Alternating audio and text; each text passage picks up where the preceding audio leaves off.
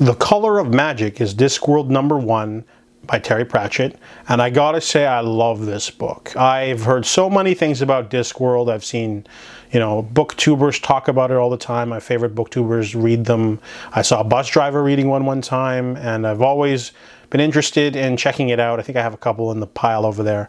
But I decided to take the plunge and do the audiobook for the first one, The Color of Magic, and I gotta say I really loved it.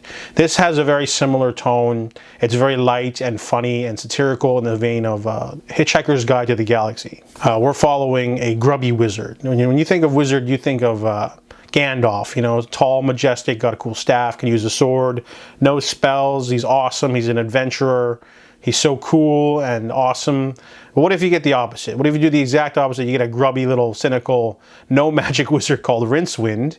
He lives in Ankh-Morpork, and it's like this shitty little town, I guess, where everyone's greedy.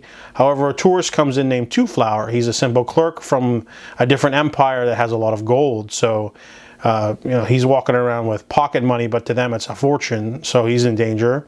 And Rincewind is hired to be the tour guide for this naive visitor, and Rincewind is also sort of bullied into sort of protecting him, because if any harm comes to him, the Empire will return with a swift, violent recourse if anything happens to Twoflower. So the two of them get into shenanigans with thieves immediately trying to steal the stuff. But I really like Terry Pratchett's prose. It's very funny.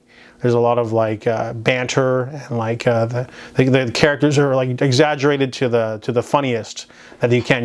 Rincewind is like a coward, kind of always running away, kind of cynical, and then Twoflower's super naive. He's like, oh, let's just talk with them. Everyone's reasonable, it's fine. And then even the barbarians in this are like all thuggish Neanderthals, and you can have a lot of fun when you play around with the different tropes and the different cliches. Like if you have a really old wise man, you could have him have 5,000 wrinkles on his face and be look like a dehydrated husk of a being. It'd be this is describing it's fun, So I really like that aspect. There's lots of adventures in this first book. There's lots of set pieces. I thought the ending was pretty weak. That's the only dig I have at it, but I got the second one coming from the library soon. So this was a delightful short read. I think there's 40 or more of these, and I'm definitely going to have to start checking out all of them, because I definitely loved it. It really vibed with me really well. I really liked the light tone, especially. It's just a fun fantasy read, and there's endless possibilities. And I've seen some of the titles of other books, like Going Postal or Mort or Witches, and sounds like I'm going to be in it for a good time. So I give The Color of Magic a 4 out of 5.